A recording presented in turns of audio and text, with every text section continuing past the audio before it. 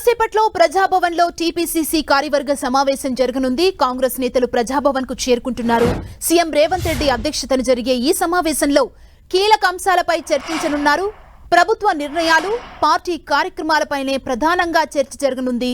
రుణమాఫీ, ఉద్యోగ నోటిఫికేషన్లతో పాటు ప్రస్తుత రాజకీయ పరిస్థితులపైన చర్చించే అవకాశం ఉంది. వీటిపై పార్టీ నేతల అభిప్రాయాలు సేకరించనున్నారు.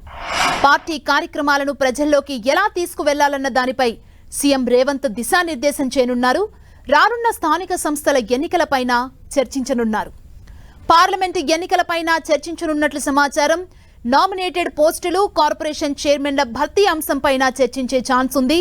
పార్టీని, ప్రభుత్వాన్ని సమన్వయంతో ముందుకు తీసుకువెళ్లేలా కసరత్తు చేయనున్నారు. మరోవైపు రేపటి నుంచి రుణమాఫీ ప్రక్రియ ప్రారంభించనుంది కాంగ్రెస్ ప్రభుత్వం. దీంతో అన్ని జిల్లాల్లో సెలబ్రేషన్స్ పై తగిన సూచనలు చేయనున్నారు సీఎం రేవంత్ రెడ్డి. కాంగ్రెస్ ప్రభుత్వం ఇచ్చిన మాట ప్రకారం రుణమాఫీ చేసి చూపిస్తుందనే విషయాన్ని ప్రజల్లోకి బలంగా తీసుకువెళ్లాలని సూచించనున్నారు.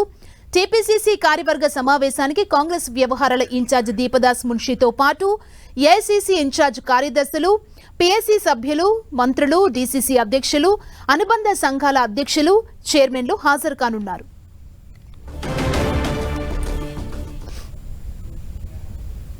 ఇక మరి కాసేపట్లో ప్రజాభవన్ లో టీపీసీసీ కార్యవర్గ సమావేశం కాబోతోంది. కాంగ్రెస్ నేతలు ప్రజాభవన్ కు ఇప్పుడే చేరుకుంటున్నారు. ఇదే అంశానికి సంబంధించి మరింత సమాచారాన్ని తెలుసుకుందాం. మా ప్రతినిధి ప్రతాప్ మనకు అందిస్తారు. ప్రతాప్, కాంగ్రెస్ పార్టీ అత్యంత కీలకమైన సమావేశం మరి కాసేపట్లో ప్రారంభం కాబోతుంది. కాంగ్రెస్ పార్టీకి సంబంధించిన కార్యవర్గ సమావేశం అంతా కూడా ఈ రోజు మొట్టమొదటిసారిగా సమావేశం అవుతుందని చెప్పుకోవచ్చు. కాంగ్రెస్ పార్టీ అధికారంలోకి వచ్చిన తర్వాత మొట్టమొదటి సమావేశాన్ని ఏర్పాటు చేస్తారు. ఇప్పటివరకు గాంధీ భవన్ వేదికగా కేవలం political executive committee, political affairs committee మాత్రమే భేటీ అయ్యాయి. కానీ కార్యవర్గ సమావేశం అనేది మొట్టమొదటిసారిగా సమావేశం అవుతుంది. ప్రధానంగా ఈ సమావేశానికి ఎజెండాగా రుణమాఫీని చేస్తుంది, ప్రభుత్వం రుణమాఫీ చేస్తుంది కాబట్టి ఈ రుణమాఫీకి సంబంధించి జనంలోకి విస్తృతంగా తీసుకెళ్లాలని చెప్పేసి టార్గెట్ గా పెట్టుకుంది. అందులో భాగంగానే మొత్తం చాలా వరకు నేతలంతా కూడా ఇప్పటికే ప్రజాభవన్ కు చేరుకున్నారు. ఇప్పుడు సీఎం రేవంత్ రెడ్డి కనుక వచ్చినట్లయితే కనుక ఈ సమావేశాన్ని కూడా ప్రారంభించేందుకు సర్వం సిద్ధం చేసినని చెప్పుకోవచ్చు. దీనికి సంబంధించి కార్యవర్గంలో ఉన్న దాదాపు 300 మంది పైగా సభ్యులంతా కూడా చేరుకోవడం జరిగింది. సీనియర్ నేతలు, మంత్రులు, ఎమ్మెల్యేలు, ఎమ్మెల్సీలతో పాటు అధికార ప్రతినిధులు అందరూ కూడా ఇక్కడ ఇప్పటికే కార్యవర్గ సమావేశానికి చేరుకోవడం జరిగింది. వారంతా కూడా ఇప్పటికే లోపలికి వెళ్లి ఎజెండాకు సంబంధించి వారికి కేటాయించిన సీట్లలో కూడా కూర్చోవడం జరిగింది. మరి కాసేపట్లో సీఎం రేవంత్ రెడ్డి రాబోతున్నారు. రేవంత్ రెడ్డి వచ్చిన తర్వాత ఈ సమావేశాన్ని లాంఛనంగా ప్రారంభించారు. అయితే ప్రధానంగా దీనికి ఎజెండాగా మాత్రం 1-2 అంశాలు మాత్రం చాలా ఫిక్స్ గా పెట్టుకున్నట్టుగా కూడా పార్టీ వర్గాల నేతలు అయితే చెప్తున్న పరిస్థితి అయితే ఉంది. రేపు రుణమాఫీ స్టార్ట్ చేయబోతున్నారు. ముఖ్యంగా ఈ రుణమాఫీని మొత్తం ₹1,00,000 వరకు రేపు ఒకేసారి అకౌంట్లో వేస్తామంటూ కూడా ఇప్పటికే ప్రభుత్వం చెప్పింది. కాబట్టి దీనికి సంబంధించి కూడా రుణమాఫీ అకౌంట్లో వేసిన తర్వాత దీనికి సంబంధించి రైతు వేదికల వద్ద, రైతుల వద్ద సంబరాలు చేయాలనే దాన్ని కూడా చెప్తున్న పరిస్థితి. మరోవైపు ప్రతిపక్షాలు ముఖ్యంగా బీఆర్ఎస్ కానీ, బీజేపీ కానీ కొన్ని ఆరోపణలు చేస్తున్నాయి, కొన్ని స్పెక్యులేషన్ చేస్తున్నాయి. కాబట్టి అపోహలు సృష్టిస్తున్న నేపథ్యంలో వీటిని ఏ విధంగా ఎదుర్కోవాలనే దానికి సంబంధించి నేరుగా సీఎం రేవంత్ రెడ్డి దిశానిర్దేశం చేసే అవకాశం ఉంది. ఈ విషయానికి సంబంధించి రైతులకు ఎన్నికల సందర్భంగా 2 లక్షల వరకు రుణమాఫీ చేస్తామని ఏదైతే హామీ ఇచ్చిందో ఆ హామీని ఖచ్చితంగా నెరవేర్చామని కూడా దాన్ని జనంలోకి విస్తృతంగా తీసుకెళ్లాలని కూడా ఒక ఆలోచన చేస్తుంది. దీంతో పాటు ముఖ్యంగా రైతు రుణమాఫీకి సంబంధించిన అంశానికి సంబంధించి కూడా చాలా వరకు ఆరోపణలు వస్తున్నాయి. కాబట్టి ఈ అంశాలకు సంబంధించి క్లియర్ కట్ చేసేందుకు కూడా చూస్తున్నాయి. అధికార ప్రతినిధి లోకేష్ యాదవ్ ఉన్నారు. చెప్పండి, మీకు ఈ ప్రధానంగా ఎజెండాలు ఏమేమి పెట్టారు?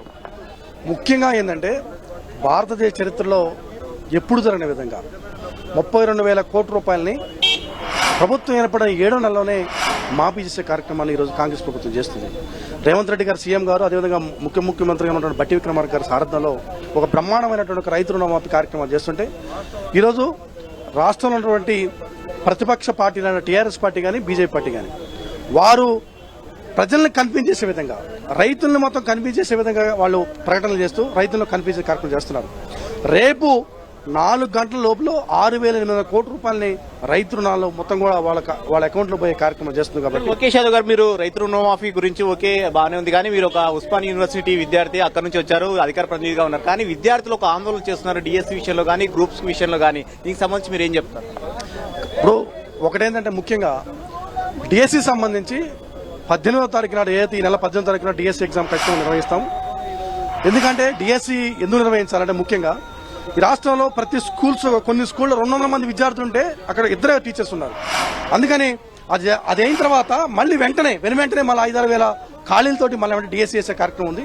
అదే గ్రూప్ 2 గ్రూప్ 3 సంబంధించి సీఎం గారు ఈరోజు ఒక విధమైన ఈ యొక్క కార్యాచరణ తర్వాత ఒక ప్రకటన చేసే అవకాశం కూడా ఉంది. ఖచ్చితంగా పోస్ట్ పోన్ చేయాలా ఏంటంటే డిఎస్సీ మాత్రం 80% పోస్ట్ పోన్ ఉండదు. గ్రూప్ 2 గ్రూప్ 3కి సంబంధించి ఖచ్చితంగా ఒక టైం వెసులుబాటు కల్పించాలని ఒక ఆలోచన జరుగుతుంది. ఒకవేళ పోస్టులు పెంచడం గురించి ఆ టెక్నికల్ ప్రాబ్లం ఉంది కొంత. అందుకోసం ఏంటంటే ఇవన్నీ కూడా ఈరోజు డిస్కస్ చేసి రైతులకి నిరుద్యోగులకి అందరూ కూడా ఖచ్చితంగా ఈ ప్రభుత్వం కాంగ్రెస్ ప్రజాప్రభుత్వం ఈ అందరికీ న్యాయం చేసే కార్యక్రమం చేస్తాం.